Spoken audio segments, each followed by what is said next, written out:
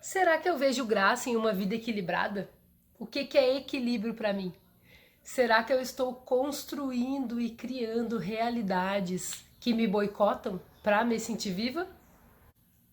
É possível eu estar apegada a alguns dramas da minha vida? Bora se examinar.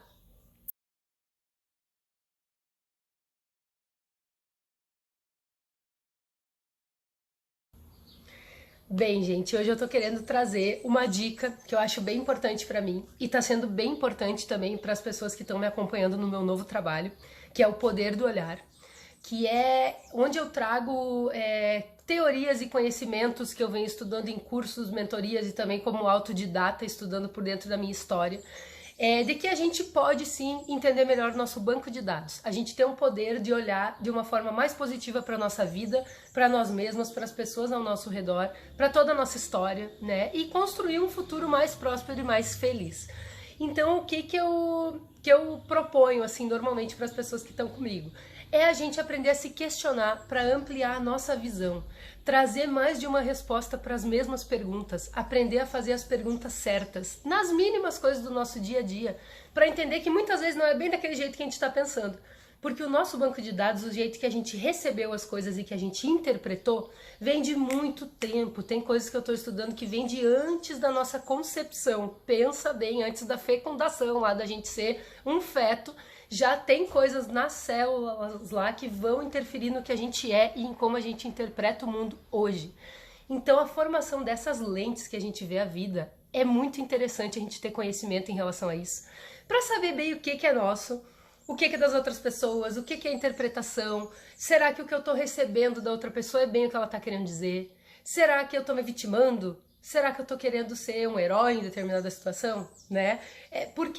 O que para mim é ser uma mulher de sucesso? É salvar todo mundo, né? Ou é cuidar de mim? Ou é então assim, né? Tem uma ou mais respostas assim, é infinitas possibilidades, são infinitas possibilidades. Então, qual é o questionamento que eu tô propondo para as meninas que estão me acompanhando fazerem, né? Trazendo as coisas do dia a dia, a gente sempre traz questionamentos. E será que é isso? E será que pode ser aquilo? E será que não é nenhum desses dois e é outro? E por dentro das histórias a gente vai se entendendo. As perguntas que eu sempre proponho, que são as que eu me faço também. Por exemplo, assim, eu preciso tomar uma decisão e eu tô com medo. Se eu tomar essa decisão, o que de pior pode acontecer e o que de melhor pode acontecer? De forma bem amadurecida, assim, pensando nos fatos mesmo. Se eu não tomar essa decisão, o que de pior e o que de melhor pode acontecer? Será que eu tô na beira de um precipício mesmo para eu estar com esse medo todo?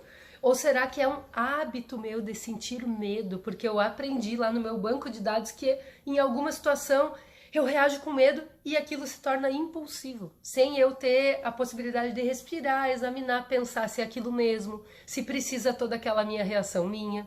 Porque sentir medo, angústia, ansiedade é algo ruim que muitas vezes está sujeito a deixar a gente mal por um dia todo, ou mais, né? E muitas vezes são histórias fantasiosas que a gente está criando pela nossa interpretação. Então eu estou percebendo que os fatos mesmo, o que acontece, muitas vezes não é o principal, não é o protagonista que causa nossos medos, isso e aquilo, mas sim a forma como a gente vê. Por que tem coisas que passam de forma banal para mim e afetam outras pessoas? E vice-versa, né? Coisas que não afetam outras pessoas que me afetam, por causa da minha forma de interpretá-las. É a minha identificação com elas e o tanto que eu estou precisando aprender com elas. Então, com o que eu mais me identifico, mais eu tenho possibilidade de aprender se eu tiver o poder de olhar de uma forma mais positiva, né? E ficar realmente com o que é. Aprender a dialogar mais, perguntar para as pessoas se é aquilo mesmo que eu estou entendendo, se não é, e explicar para as pessoas quando elas não entendem o que eu quero dizer, quais são as minhas intenções, porque cada um de nós é um ser único. E por isso, eu entendendo que eu sou um ser único, eu entendo que cada pessoa também é única e tem o seu banco de dados. Então eu sinto que a gente se tornar um ser mais questionador, é uma pessoa que se examina mais, simplifica muitas coisas, a gente deixa de passar por muitas situações que poderiam se tornar uma grande bola de neve.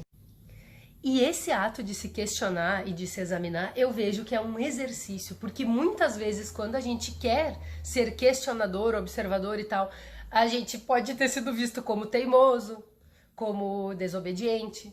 Então, esse hábito de questionar com respeito, eu acho que é uma coisa bem legal de colocar na vida, assim, é uma coisa que eu venho plantando na minha vida e querendo entender mais o porquê das coisas e vendo que simplificar a vida traz resultados maravilhosos e entendimentos maravilhosos para somar nos meus aprendizados, tá bem?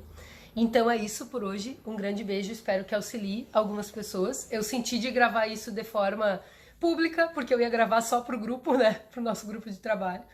E na semana que vem eu vou estar abrindo uma nova turma também para esse trabalho. E daí eu vou estar explicando melhor como é que tá funcionando, tá? Um grande beijo e bom fim de semana.